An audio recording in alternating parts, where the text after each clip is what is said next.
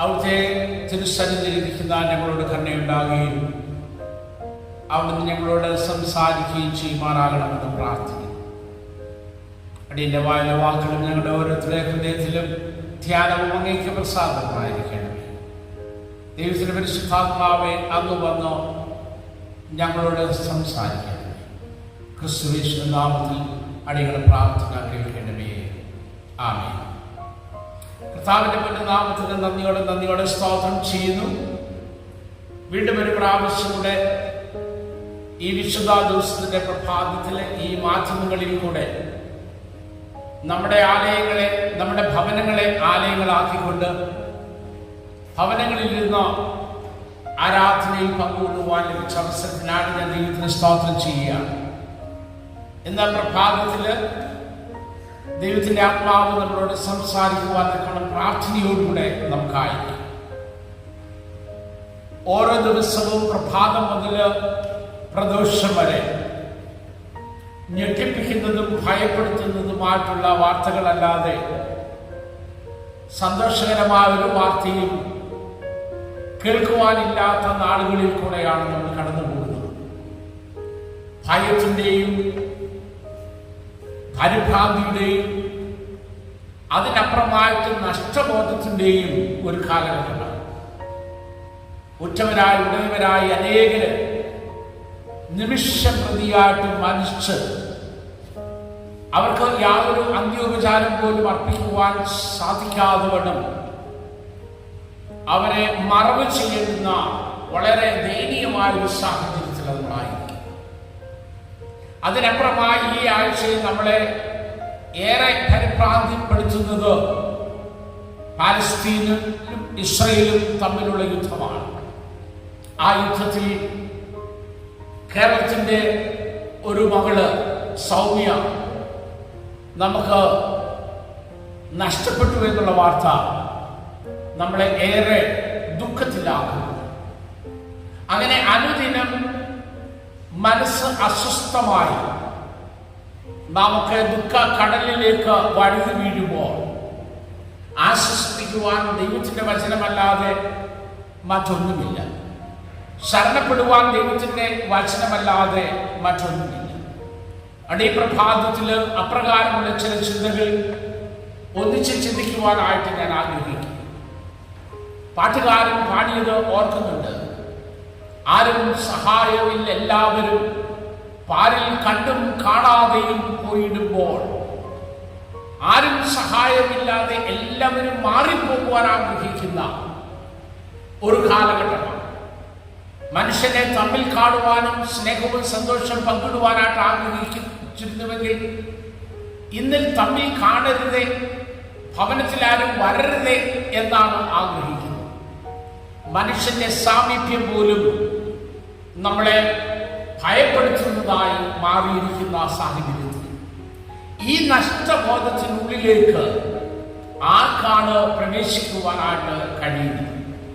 അപ്രകാരമുള്ളൊരു നഷ്ടബോധത്തെ കുറിച്ച് ലൂക്കോസിന്റെ സുവിശേഷത്തിന്റെ 7-ാം അധ്യായത്തിന്റെ 11-ാമത്തെ വാക്യം മുതൽ നമുക്ക് കാണാനായിട്ട് സാധിക്കും. നയിലെ പട്ടണത്തിൽ ഒരു വിധവയ്ക്കൊരു മകനുണ്ടായി. വേദപുസ്തകം വായിക്കുമ്പോൾ വളരെ വ്യക്തമായിട്ട് പറയുന്നു, ആ വിധവയുടെ ഏക ആശ്രയവും ഏക ജാതനുമായിരുന്നു ആ മകന്. അപ്പോൾ തീർച്ചയായിട്ടും അവളുടെ ഉപജീവന മാർഗം, അവളുടെ സന്ധാരണവും സംരക്ഷണവും കരുതലും എല്ലാം ഈ മകനിൽ കൂടെയാണ് ലഭിച്ചത്.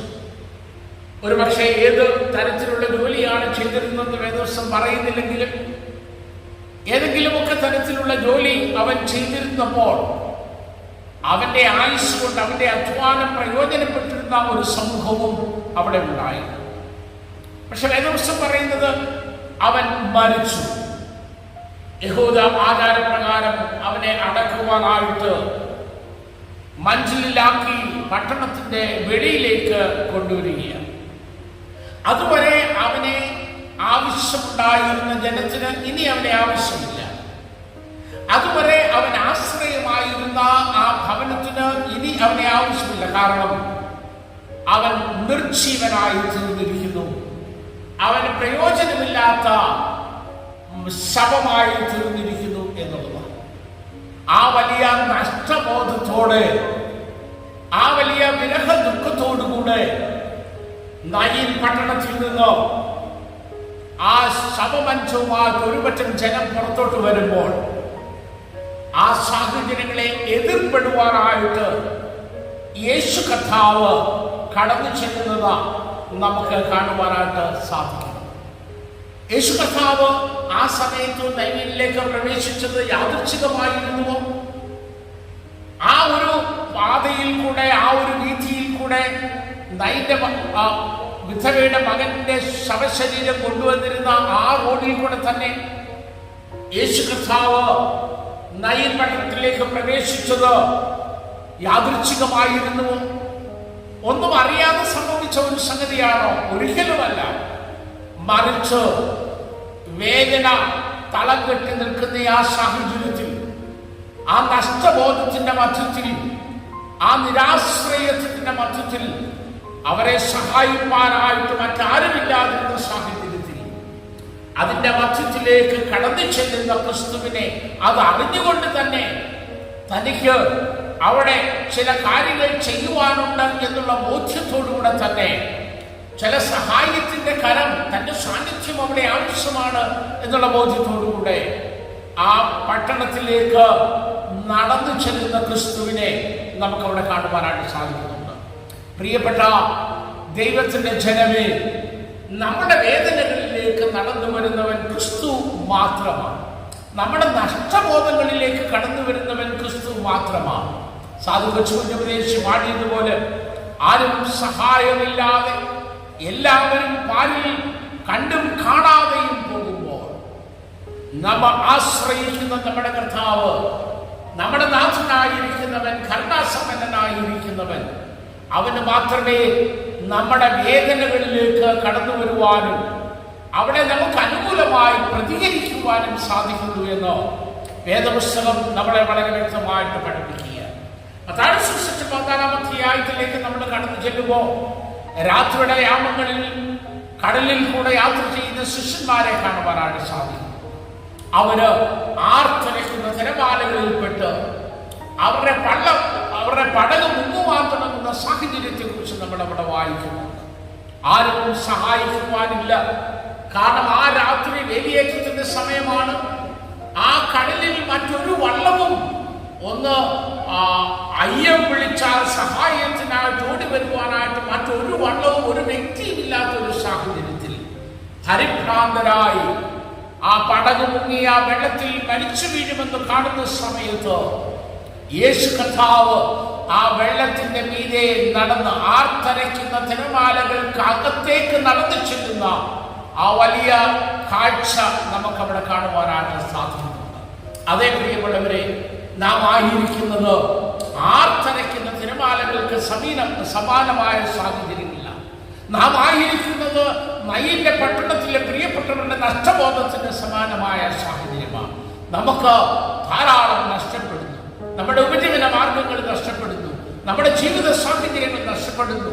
നമ്മുടെ കൂട്ടായ്മയും സ്നേഹവും നമ്മുടെ ഒരു ജീവിതത്തിൽ സന്തോഷമായി ഇരിക്കേണ്ടതിന് എന്തെല്ലാം ആവശ്യമുണ്ടോ അതെല്ലാം നമുക്ക് നഷ്ടപ്പെടുമ്പോൾ ആ നഷ്ടങ്ങളിലേക്ക് കടന്നു വരുവാനും അനുകൂലമായി നമുക്ക് വേണ്ടി പ്രവർത്തിക്കുവാനും കഴിവുള്ള ഒരു ക്രിസ്തു ഉണ്ട് എന്ന് മനസ്സിലാക്കുവാൻ, ആ ക്രിസ്തുവിനെ ജീവിതത്തിൽ തിരിച്ചറിയുവാനും ആ ക്രിസ്തുവിന്റെ സാന്നിധ്യം അനുഭവിപ്പാൻ സാധിക്കുമ്പോൾ തീർച്ചയായിട്ടും നമ്മുടെ സാഹചര്യങ്ങൾക്ക് മാറ്റമുണ്ടാകുന്നു എന്നുള്ളത് യാതൊരു സംശയമില്ല. മത്തായി സുവിശേഷത്തിൽ നമ്മൾ വായിക്കുമ്പോൾ വെള്ളത്തിന്റെ മീതെ നടന്നു വരുന്ന ക്രിസ്തുവിനെ കണ്ടിട്ട് അവർ കുറെ കൂടെ പരിഭ്രാന്തരാകുക. കാരണം അവർ വിചാരിച്ചത് ഭൂതമാണ്. മറ്റാർക്കാണ് വെള്ളത്തിന്റെ മീതെ നടന്നു വരുവാൻ കഴിയുന്നത്? ഭൂതമാണ് എന്ന് വിചാരിച്ച് അവർ കുറെ കൂടെ ഭയപ്പെടുക. എന്ന് പറഞ്ഞാൽ മറ്റൊരു വിധത്തിൽ കർത്താവിന്റെ സാന്നിധ്യത്തെ തിരിച്ചറിയുവാൻ കഴിയാതെ പരിഭ്രമത്തിന്റെ മധ്യത്തിൽ വീണ്ടും പരിഭ്രമമായിത്തീരുന്ന ആളുകളെ, ശിഷ്യന്മാരെ അത്രേ കാണുവാനായിട്ട് സാധിക്കും. പലപ്പോഴും നമ്മുടെയൊക്കെ ജീവിതത്തിൽ വരുന്നത് അതാണ്. നമ്മുടെ സമീപത്തായി നിൽക്കുന്ന, നമ്മളെ സഹായിക്കാനായിട്ട്, നമ്മുടെ വേദനകൾ പങ്കിടുവാൻ, നമ്മുടെ സാഹചര്യങ്ങളിൽ ഇടപെടുവാൻ കഴിയുന്ന ക്രിസ്തുവിനെ തിരിച്ചറിയുവാൻ കഴിയാതെ നമുക്ക് പോവുകയാണ്. അവന്റെ ശബ്ദം പോലും തിരിച്ചറിയുവാൻ കഴിയാതെ നമുക്ക് വരുന്നു. അത് നമ്മളെ കൂടുതൽ ഭയത്തിലേക്ക്, കൂടുതൽ പരിഭ്രാന്തിയിലേക്ക് കൊണ്ടാക്കുകയാണ്. എന്നാൽ യേശു കർത്താവ് ആ ശിഷ്യന്മാരോട് പറഞ്ഞു, മക്കളെ ഭയപ്പെടേണ്ട, ഇത് ഞാനാകുന്നു എന്നുള്ള ദൈവത്തിന്റെ ശബ്ദം, ക്രിസ്തുവിന്റെ ശബ്ദം അവർ തിരിച്ചറിഞ്ഞപ്പോൾ കർത്താവിന് അവരുടെ ജീവിതത്തിൽ പ്രവർത്തിക്കുവാൻ സാധിച്ചു എന്ന് നമുക്ക് കാണുവാനായിട്ട് സാധിക്കും.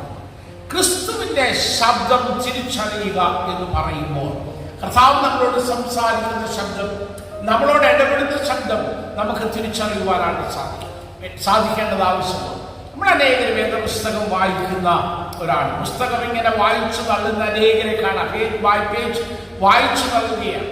പക്ഷെ ആ വായിച്ചു തള്ളുന്ന ഓരോ വാക്യത്തിൽ കൂടെ, ഓരോ പേജുകളിൽ കൂടെ കർത്താവ് നമ്മളോട് സംസാരിക്കുകയാണ്. മക്കളെ ഭയപ്പെടേണ്ട, ഞാൻ നിന്നോട് കൂടെ ഉണ്ട്, ഭ്രമിക്കേണ്ട എന്ന് നമ്മളോട് സംസാരിക്കുകയാണ്. പക്ഷെ പലപ്പോഴും നമ്മൾ വായിച്ചു തള്ളുന്നതല്ലാതെ ആ വാക്കുകളിൽ കൂടെ നമ്മളോട് സംസാരിക്കുന്ന ക്രിസ്തുവിന്റെ ശബ്ദം തിരിച്ചറിയുവാൻ, ആ ശബ്ദത്തിൽ അന്തർലീനമായിരിക്കുന്ന ക്രിസ്തു സാന്നിധ്യത്തിൽ നമുക്ക് അഭയം പ്രാപിക്കാനും സാധിക്കാതെ വരുന്നത് കൊണ്ടാണ് നാം പരിഭ്രാന്തരായി പോകുന്നത്. പ്രിയമുള്ള ദൈവത്തിന്റെ ജനമേ, നിന്റെ അടുക്കൽ നിനക്ക് സമീപസ്ഥനായിട്ടുള്ള യേശു ക്രിസ്തുവിനെ കണ്ടെത്തുവാൻ നിനക്ക് സാധിക്കുമ്പോൾ, അവന്റെ ആ ഭയപ്പെടേണ്ടെന്നുള്ള വാക്കുകളുടെ അർത്ഥം നിനക്ക് മനസ്സിലാക്കുവാൻ സാധിക്കുമ്പോൾ, തീർച്ചയായിട്ടും ധൈര്യത്തോടെ ജീവിതത്തിന്റെ സാഹചര്യങ്ങളെ നേരിടുവാനായിട്ട് സാധിക്കും എന്നുള്ളതിന്റെ യാതൊരു സംശയമില്ല. ഈ കർത്താവ് അടുത്തു വരികയാണ്. ഈ കർത്താവ് വന്ന് ആ അമ്മയുടെ അടുക്കലേക്ക് വരികയാണ്. യഹൂദ പാരമ്പര്യമനുസരിച്ച് ധാരാളം പേര് കരയുന്നവരായിട്ടുണ്ട്. അവരുടെ പാരമ്പര്യമനുസരിച്ച് വീപ്പിംഗ് ബാൻസ് ഉണ്ട്. ഇത്ര മണിക്കൂർ കരഞ്ഞാൽ ആത്മാവിന് മോക്ഷം കിട്ടുമെന്ന് വിശ്വസിക്കുന്നത് കൊണ്ട് ബാൻസിനെ ഹയർ ചെയ്ത് മരിച്ചുപോയ ആത്മാക്കൾക്ക് വേണ്ടി കരയുന്ന സമ്പ്രദായമുണ്ട്. അപ്പോൾ അങ്ങനെ കരയുന്ന ധാരാളം ആൾക്കാരുണ്ട്. എന്നാൽ യേശു കർത്താവ് ചെന്നത് യഥാർത്ഥ നഷ്ടബോധമുള്ള ആ മാതാവിന്റെ അടുക്കലേക്കാണ്. ആയിരങ്ങളുടെ മധ്യത്തിൽ നമ്മെ തിരിച്ചറിയുന്നവനായ ഒരു കർത്താവ്, ആയിരങ്ങളുടെ മധ്യത്തിൽ നമ്മുടെ ഹൃദയവേദന മനസ്സിലാക്കുന്ന ഒരു കർത്താവ്, ആ കർത്താവ് നമ്മുടെ വേദനകളെ സ്പർശിക്കുവാൻ തക്കോണം കടന്നു വരുന്നവനാണ്. പലപ്പോഴും നമ്മൾ പറയാറില്ലേ, we are alone among the thousands. ആയിരങ്ങളുടെ മധ്യത്തിൽ ഏകാന്തത അനുഭവിക്കുന്ന അനേകർ. നമ്മുടെ പ്രശ്നങ്ങൾ മറ്റാർക്കും മനസ്സിലാക്കുവാൻ കഴിയാതെ, നമ്മുടെ വേദനകൾ, നമ്മുടെ ഭാരങ്ങൾ, നമ്മുടെ പ്രാർത്ഥനാ വിഷയങ്ങൾ, നാം കടന്നു പോകുന്ന ജീവിത സാഹചര്യങ്ങൾ നമുക്ക് ചുറ്റുമുള്ള ആർക്കും മനസ്സിലാക്കുവാൻ കഴിയാത്ത സാഹചര്യങ്ങൾ. നമ്മുടെ ഉറ്റവർക്ക് മനസ്സിലാവില്ല, നമ്മുടെ ജീവിത പങ്കാളികൾക്ക് മനസ്സിലാവില്ല, നമ്മുടെ സഹോദരങ്ങൾക്ക് മനസ്സിലാവില്ല. അവരൊക്കെ നമുക്ക് ചുറ്റും അങ്ങനെ ഉള്ളപ്പോൾ നിന്റെ ഹൃദയത്തിന്റെ അന്തരംഗങ്ങളെ ഉള്ളതുപോലെ മനസ്സിലാക്കുന്നവൻ ക്രിസ്തു മാത്രമാണ്. അവന് മാത്രമേ നിന്റെ ഹൃദയത്തിന്റെ തേങ്ങലുകളെ മനസ്സിലാക്കുവാനാണ് സാധിക്കും. ആ തേങ്ങലുകളുടെ അർത്ഥം മനസ്സിലാക്കിക്കൊണ്ട് നിന്റെ അടുക്കലേക്ക് കടന്നു വരുന്നവനായ ഒരു കർത്താവ്. അതുകൊണ്ട് ഈ അമ്മയുടെ അടുക്കലേക്ക് കർത്താവ് കടന്നു വന്നിട്ട് അവളെ കണ്ടിട്ട് മനസ്സറിഞ്ഞ് അവളോട് പറയുകയാണ്, ഇനി കരയണ്ട. ഇന്ന് പ്രഭാതത്തിൽ എന്നെ കേൾക്കുന്ന ദൈവത്തിന്റെ ജനമേ, മനസ്സലിവിടുവനായ കർത്താവ് നമ്മുടെ അടുക്കലേക്ക് വന്ന് പറയുന്നത് അത് തന്നെയാണ്. മക്കളെ, ഇനി നിങ്ങൾ കരയണ്ട, ഇനി നിങ്ങൾ ഭ്രമിക്കേണ്ട. ഇതാ ഞാൻ കടന്നു വന്നിരിക്കുന്നു. പ്രവർത്തിക്കുവാൻ കഴിവുള്ളവൻ, നിങ്ങളുടെ ജീവിത സാഹചര്യങ്ങൾക്ക് മാറ്റം വരുത്തുവാൻ കഴിവുള്ളവൻ, നിങ്ങളുടെ നിർജീവ അവസ്ഥയെ സജീവമാക്കുവാൻ കഴിവുള്ളവനായ ഞാൻ നിന്റെ അടുക്കിലേക്ക് കടന്നു വന്നിരിക്കുന്നു. അതുകൊണ്ട് ഇനി ഭാരപ്പെടേണ്ട എന്ന് പറയുവാനായിട്ട്. പഴയ നിയമത്തിലേക്ക് നമ്മൾ പോകുമ്പോൾ ഒരു ഹന്നായെ നമുക്ക് കാണാനായിട്ട് സാധിക്കുന്നുണ്ട്. ഹന്ന അങ്ങ് നിലവിളിക്കുകയാണ്. അവള് ദൈവസന്നിധിയിൽ എല്ലാ വർഷവും വരുന്നുണ്ട്. അത് പറഞ്ഞു പോകാൻ എനിക്ക് സമയമില്ലല്ലോ. അവിടെ നിന്ന് നിലവിളിക്കുകയാണ്. കണ്ണിൽ നിന്ന് കണ്ണുനീര് ധാരധാരയായി ഒഴുകുകയാണ്. പുരോഹിതൻ വന്ന് കണ്ടപ്പോൾ വിചാരിച്ചവള് മദ്യം കഴിച്ചിട്ട് മതോന്മത്തിയായി പറയുകയാണ്. അവള് പറഞ്ഞു, ജമാലിനെ ഞാൻ മദ്യം കഴിച്ചിട്ടല്ല, പിന്നെയോ എൻ്റെ ഹൃദയത്തിന്റെ ഭാരം, എൻ്റെ ഹൃദയം ഞാൻ ദൈവസന്നിധിയിൽ പകരുകയത്രയും ചെയ്തത്. ആ കണ്ണുനീരിനെ കണ്ടറിഞ്ഞവനായ കർത്താവ് ആ കണ്ണുനീരിന് ശാശ്വതമായി പരിഹാരം കൊടുക്കുന്നത് അടുത്ത വർഷം സമൂഹം എന്നൊരു ബാലനുമായി ദൈവസന്നിധിയിൽ വരുവാനിടയാക്കുന്ന കർത്താവിനെ കാണാനാണ് സാധിക്കുന്നത്.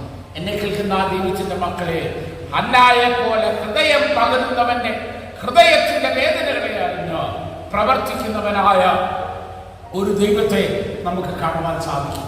ആ ദൈവമാണ് നമ്മളോട് കൂടെയുള്ളത്. ഈ സാഹചര്യങ്ങളെ കണ്ടിട്ട് പരിഭ്രാന്തപ്പെടാൻ ഉള്ളതല്ല പിന്നെയോ, ഈ സാഹചര്യങ്ങളുടെ മേൽ അധികാരമുള്ളവനും ഈ സാഹചര്യങ്ങളിൽ പ്രവർത്തിക്കുവാൻ കഴിയുന്നതിനുമായ നമ്മളോട് ചേർന്ന് നിൽക്കുന്ന കർത്താവിനെ കാണുവാനും ആ കർത്താവിൽ ശരണം പ്രാപിപ്പാനും ദൈവം നമ്മളെ സഹായിക്കുവാനാകട്ടെ. മൂന്നാമത്, അവന് അവിടെ വന്ന് ശവമഞ്ചത്തെ തൊട്ടിട്ട് പറയുകയാണ്, ബാലക്കാര എഴുന്നേൽക്ക എന്ന് പറയുക. ഈ ശവമഞ്ചത്തെ തൊട്ടു എന്ന് പറയുന്നത് വളരെ അർത്ഥമുള്ളത്. കാരണം മോശയുടെ നിയമപ്രകാരം അശുദ്ധി കൽപ്പിക്കുന്നതാണ്. 7 ദിവസം സമൂഹത്തിൽ നിന്ന് ഭ്രഷ്ടായി, പള്ളിയിൽ നിന്ന് ഭ്രഷ്ടായി ദൂരെ മാറി താമസിച്ചുകൊണ്ട് പിന്നെ ശുദ്ധീകരണത്തിന്റെ യാഗം അർപ്പിച്ചുകൊണ്ട് 7-ാം ദിവസം പിന്നെ യാഗം അർപ്പിച്ചപ്പോൾ വരേണ്ടുന്ന, നമ്മുടെയൊക്കെ ഭാഷയിൽ പറഞ്ഞാൽ ധാരാളം നൂലാമാലകളുള്ള ഒരു സംഭവമാണ്. യഹൂദന്മാർ അല്ലെങ്കിൽ മോശയുടെ നിയമപ്രകാരം പലപ്പോഴും അതിർത്തി വരമ്പുകൾക്കുള്ളിൽ നിന്നുകൊണ്ട് മാത്രം പ്രവർത്തിക്കുവാൻ കഴിയുന്ന യേശു കർത്താവ് മനുഷ്യന്റെ വേദനകളിൽ അതിർത്തികൾക്ക് അപ്പുറമായി കടന്നു ചെന്ന് പ്രവർത്തിക്കുന്നത് കാണാൻ സാധിക്കും. അതിവിടെ മാത്രമല്ല, കർത്താവിന്റെ പരസ്യ ശുശ്രൂഷയിൽ അവൻ കുഷ്ഠരോഗിയുടെ അടുക്കിലേക്ക് ചെന്ന് കുഷ്ഠരോഗികളെ തൊടുന്നത് കാണാൻ സാധിക്കും. അവൻ ബധിരരായിരിക്കുന്നവന്റെ ചെകിട്ടെ തൊട്ടു. അവൻ കണ്ണു കാണാത്തവന്റെ കണ്ണിൽ തൊട്ട് ചെളി പുരട്ടുന്നത് മനുഷ്യന്റെ ജീവിതത്തിൽ സഹായകസം നീട്ടുവാൻ യാതൊരു നിയമത്തിന്റെ ന്യായപ്രമാണത്തിന്റെ അതിർത്തി വരമ്പുകൾ യേശു കർത്താവിന് ബാധകമല്ലായിരുന്നു. പ്രിയമുള്ള ദൈവത്തിന്റെ മക്കളെ, പലപ്പോഴും അതിർത്തികൾക്കപ്പുറമായി നീളുന്നതാണ് ക്രിസ്തുവിന്റെ സ്നേഹത്തിന്റെ കരം എന്ന് നമ്മൾ മനസ്സിലാക്കാൻ നമ്മൾ പലപ്പോഴും ചിന്തിക്കാറുണ്ട്, അയ്യോ എൻ്റെ പാപം, ഞാനതിന് യോഗ്യനാണോ? ക്രിസ്തുവിന്റെ സ്നേഹത്തിന്, ക്രിസ്തുവിന്റെ സ്പർശനത്തിന്, ക്രിസ്തുവിന്റെ ഇടവിന് ഞാൻ യോഗ്യനല്ല. പിശാച് നമ്മുടെ ഹൃദയത്തിൽ വന്ന് പലപ്പോഴും പറയും, പിന്നെ നീ പ്രാർത്ഥിച്ചാൽ ഇപ്പൊ കേൾക്കാൻ പോവുക, നിനക്ക് യാതൊരു പ്രശ്നങ്ങളുണ്ട്, അതുകൊണ്ട് നിന്റെ പ്രാർത്ഥനയ്ക്കൊന്നും മറുപടി കിട്ടത്തില്ല. അല്ല പ്രിയമുള്ളവരെ, യാതൊരു നിബന്ധനയുമില്ലാതെ, യാതൊരു വാദികളുമില്ലാതെ നിനക്ക് വേണ്ടി പ്രവർത്തിക്കുന്ന ഒരു കർത്താവുണ്ട്. ആ കർത്താവിൽ ശരണപ്പെടുവാൻ, ആ കർത്താവിൽ ആശ്രയിച്ചുകൊണ്ട് ജീവിതത്തിന്റെ സാഹചര്യങ്ങളിൽ ധൈര്യത്തോടെ മുന്നേറുവാൻ ദൈവത്തിന്റെ പരിശുദ്ധാത്മാവ് നമ്മളെ സഹായിക്കട്ടെ എന്ന് ഞാൻ പ്രാർത്ഥിക്കുന്നു. ഈ നഷ്ടബോധങ്ങളുടെ മധ്യത്തിൽ, ഈ പരിഭ്രാന്തിയുടെ മധ്യത്തിൽ കടന്നു വരുന്നവനായ കർത്താവിന്റെ സാന്നിധ്യം തിരിച്ചറിഞ്ഞുകൊണ്ട് അവനിൽ ശരണപ്പെടുവാനും അവന്റെ വിടുതൽ ലഭിക്കാനും ദൈവത്തിന്റെ പരിശുദ്ധാത്മാവ് നമ്മളെ സഹായിക്കട്ടെ. നമുക്ക് പ്രാർത്ഥിക്കാം. ദൈവമായ കർത്താവേ, ഞങ്ങളെ കേൾപ്പിച്ച വചനത്തിനായി സ്തോത്രം. എൻ്റെ കർത്താവേ, അങ്ങയുടെ വിശ്വാസത്തെ ഊട്ടിയുറപ്പിച്ചുകൊണ്ട് അവിടുത്തെ സാന്നിധ്യത്തിൽ ഞങ്ങളെ സന്തോഷിപ്പാനും ധൈര്യത്തോടെ ജീവിതത്തെ നേരിടുവാനും സഹായിക്കട്ടെ. തുടർന്ന് ഞങ്ങളോട് സംസാരിച്ചാട്ടെ. യേശു ക്രിസ്തുവിന്റെ നാമത്തിൽ പ്രാർത്ഥന കേൾക്കണമേ.